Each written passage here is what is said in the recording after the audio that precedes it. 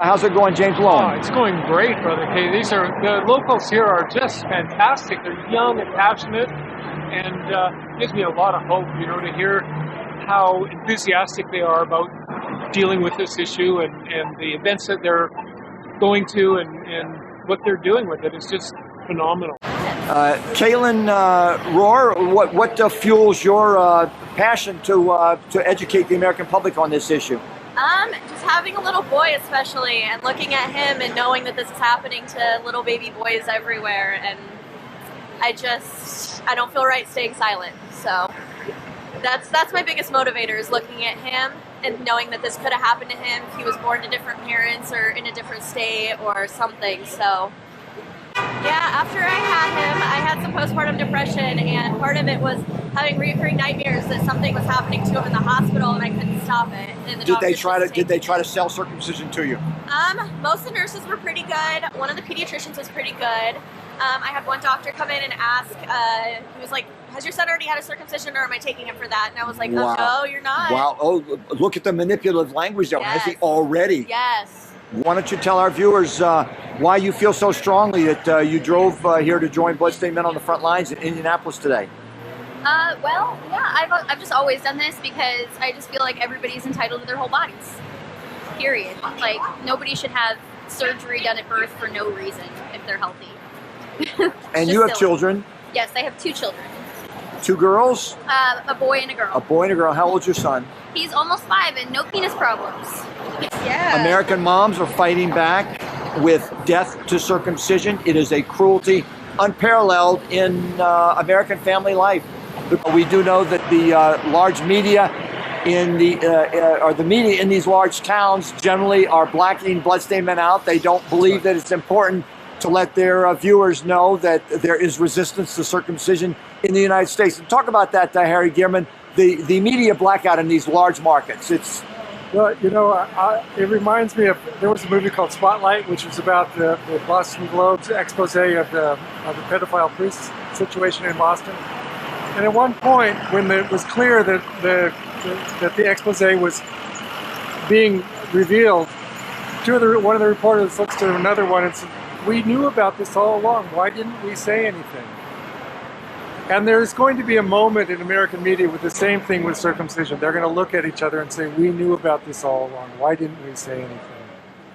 And it's a shame that we're not there yet, but we will get there. So we just have to keep at it.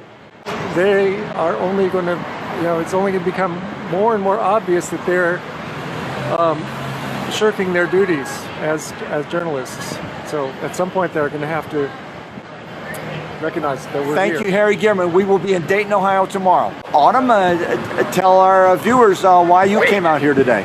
My son was supposed to be circumcised because I was completely uneducated, and I just thought that's what you do. And then he couldn't be circumcised, so a mom messaged me and told me to look up Brother K, and Brother K saved my son that day. Oh, for goodness sakes. And how long ago was this? He will be 2 in 6 days. Wow, yes. wow. What did they say? Why couldn't they circumcise him? Did they say? His line didn't line up. They said the line from his testicles and his penis didn't line up, so he would need anesthesia at 6 months old to go under to be circumcised. And I thought, that's not right. I'm not going to do that to my baby. So I asked, and a mom told me to look up you. And you messaged me. Yes, I did. And we talked. And you gave me a lot of amazing information. And my family is thankful for you every day. Well, thank you, Autumn P. Yes, and Autumn and I exchange messages a lot, and that's thank you for that. Thank you so much. That's a wonderful. We're so thankful for you, and all of our boys will be saved. I'm going to break down. I'm going to cry here on live broadcast, ladies and gentlemen, because that's very, very moving. Because I've been at this a few years, and that's very moving. Thank you, Brother K. I actually fell into the trap of circumcision, and it took me about a year to actually wake up and realize that it's not right. So, but this is Grayson. And Madison's going to introduce us to her children. And Harper. Say hi. I'm just here today to spread awareness, and so people don't make the same mistake that I did. And you and Autumn are friends or neighbors, or? We're friends. This is actually our first time meeting today. So. Yeah, we met specifically to come here to see you. Yep. Well, it's bitter medicine, isn't it? Yeah, it is. To learn this truth. Yeah, and it takes a lot to forgive myself for it, but I know now that I know I can do better. How old is he? He's 2. He'll be 3 in July. Is he your only? No, I have a daughter right there, Harper. Okay. She'll be 2 in September. Okay. And doctors told you nothing. No. Did they solicit it? No, they honestly, like, she just came in the room and she just gave me the story about the doctor. She's like, he's really good at circumcision and he'll be fine, and we give him sugar water to block the pain, and I just didn't know any better. I was only 18, so, but now I do, and I do want future children, so if I do have another boy, I know what to do now. I'm a nurse, and when I was beginning nursing school, I watched a circumcision. And the moment the doctor placed that first clamp on the baby's penis, he let out a huge piercing scream. You knew he felt it. It was a fierce, piercing scream. You feel quite strongly about this issue. Yes, I do. Yes, I do. It was done to me. I'm pissed, and I've been trying to look at it from every angle it can be looked at. Like, why does it happen societally? Like, what's with all the money involved? What's with all the religion involved? What's with all the social stigma involved? Why can't we talk about it? Like, where is the hush? Why is the hush power surrounding the issue so strong? So, yeah, I spent a lot of time basically being a keyboard warrior on the internet, arguing with people about it, and just trying to understand it as best I can, and trying to understand how, like, when people do finally come to terms with the fact that they lost something, and that when something was done to them, what do they go through?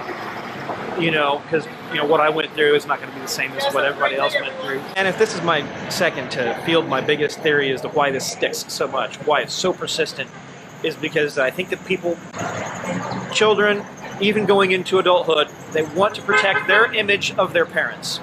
And in order, they have a sunken costs fallacy going on in the belief that what was done to them was good. Because to admit that what was done to them wasn't good would be to tarnish their image of their parents. So you were saying you were a 15-year-old mom. Yes, so I was 15 when I had my boys, and they just took them in, had their circumcision done, and I didn't know, they didn't go over the risk or anything. They read to me, that they could bleed out, that over 100 kids die a year, or, that there's higher risks of, certain issues. I would have never gone through with that surgery for my kids. So I wish someone informed me of it.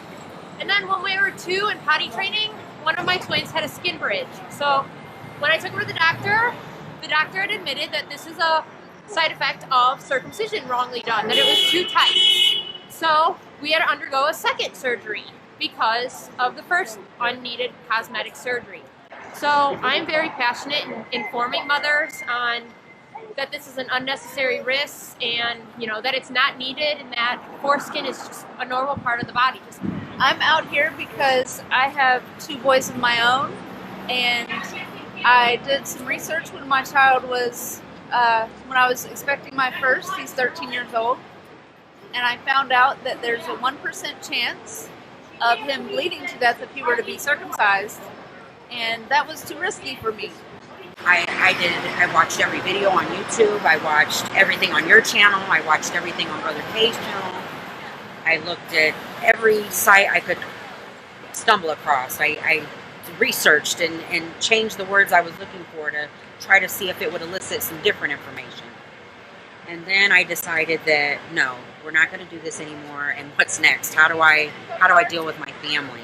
I mean, I think it's pretty messed up that we do that for no good reason. I mean, when you get down to it, there's not a good reason to do it. So any myths that we've used before as reasoning have been busted. So why are we doing it?